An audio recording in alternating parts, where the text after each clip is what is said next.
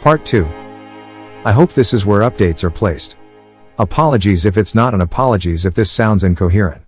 I'm tired, sitting in the hospital, on my third can of bang, waiting for my ex to be transferred into a mental hospital. My daughters are home, Isabel is sleeping beside me, and she hasn't left my side.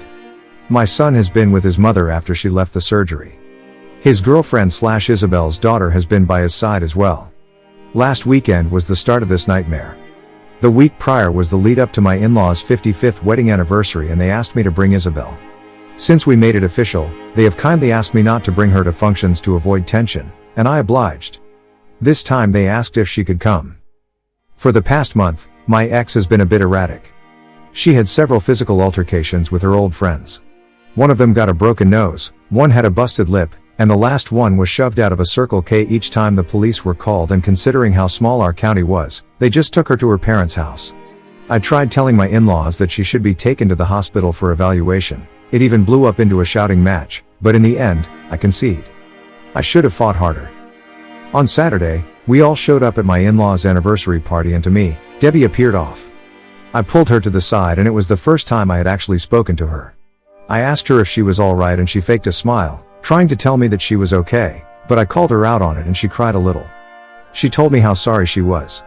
She told me that she couldn't understand why she didn't tell her old friends to back off. Or why she gave in to the peer pressure. She told me that she destroyed our family, and seeing how I am with Isabel only made her miss me more and wished she appreciated what she had. When she said that, I felt fear in the pit of my stomach, or maybe it was anxiety. I should have kept asking if she was alright, but I was blindsided when Debbie formally apologized to Isabel for her actions and asked her to keep me happy because I'm a good man who deserves a good woman. During the party, Debbie went to each of our kids, and I can see them making peace with her. I don't know what was said, but they hugged and kissed her. They were talking and laughing, even posed for a few pictures. Isabel and I were having a great time, and for once, I thought about having cordial conversations with Debbie. It was 3 a.m. when I got the call. My sister-in-law was screaming in a panic. I could hear my mother-in-law crying, and then I heard my brother-in-law trying to calmly tell me that Debbie tried to end her life and they were on their way to the hospital. I rushed out of the house in my PJs. Isabel and my daughters didn't need to ask what happened. My side of the conversation painted the picture, and my daughters were severely distraught. Debbie slit her wrists and would have bled out if it hadn't been for her bother needing to use the bathroom in the middle of the night. When I arrived at the hospital, my in-laws were not well. She lost a lot of blood and was in surgery to repair the arteries. I should have called my kids, but my mind was occupied. It took me to see my son casually walking towards me to ask me why I was in the hospital when reality hit me, and I struggled not to cry as I told him what happened, and he ran towards the OR.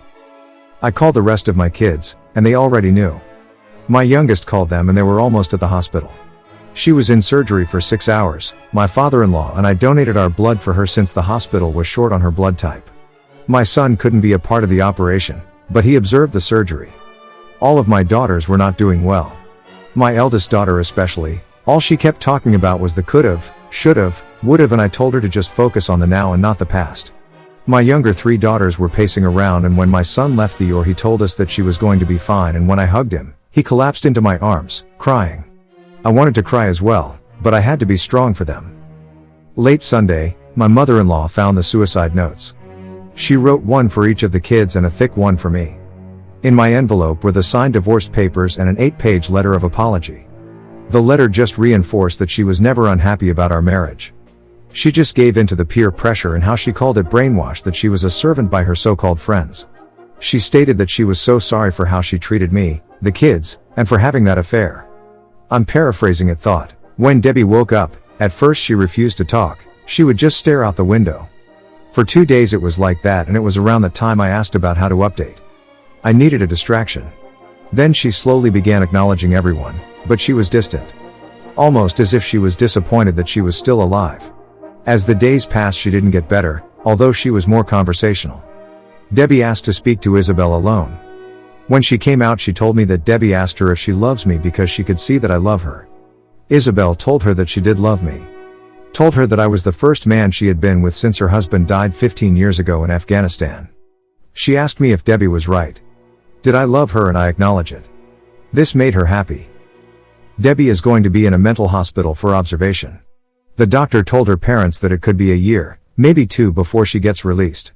She may no longer be my wife or the woman that I devoted all my love to, But she's still the mother of my children and I'm going to make sure she gets better, for our kids' sake. Comment 1.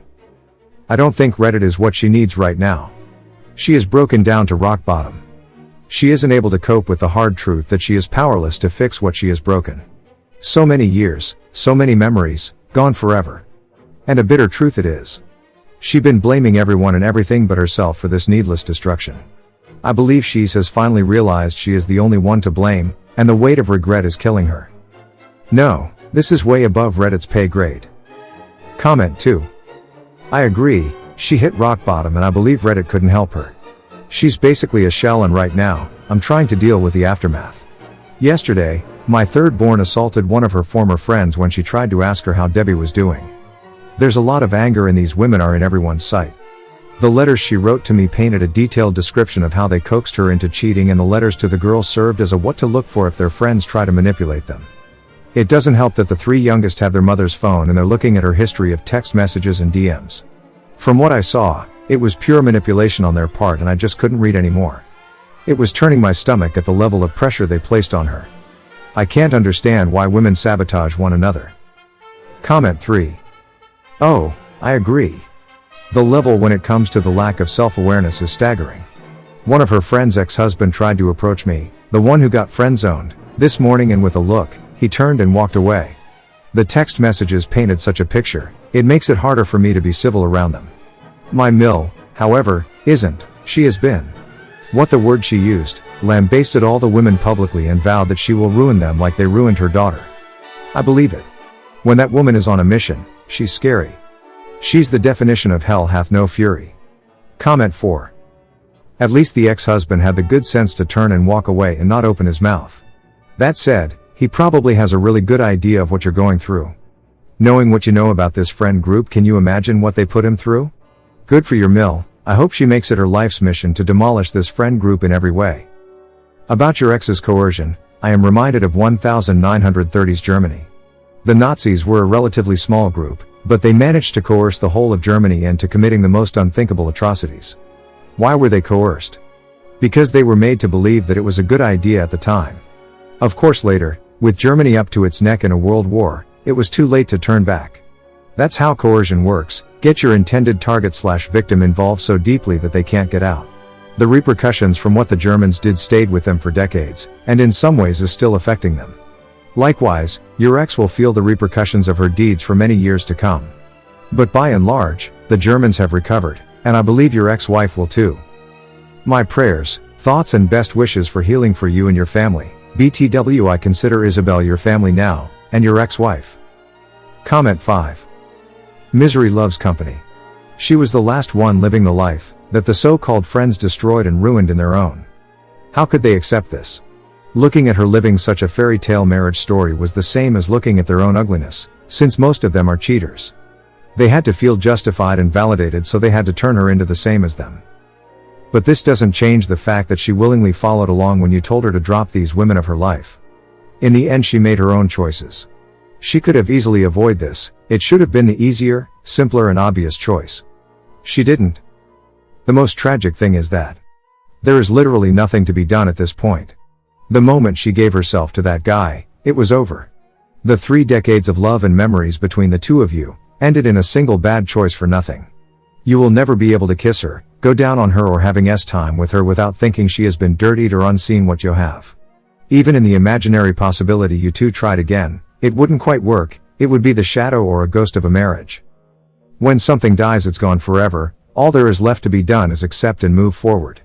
But it's easier said than done, and that is probably what drove her to this point.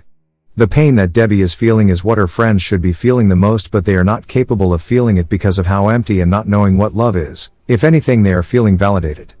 So karma is only being felt directly by her. Every day she is awakening up to a hell of her own making. She lost the respect of her friends and strangers who know her. Her family is in pieces, living with the support of her parents. Her children resented her and the youngest are growing in a broken family. And the worst part is knowing that the man who was supposed to be her soulmate and love of her life has fully moved on and is giving the devoted love she always had, and thus took for granted to someone else, and she will never have that again. How can she accept this? She ruined her own life and everything that was precious in it.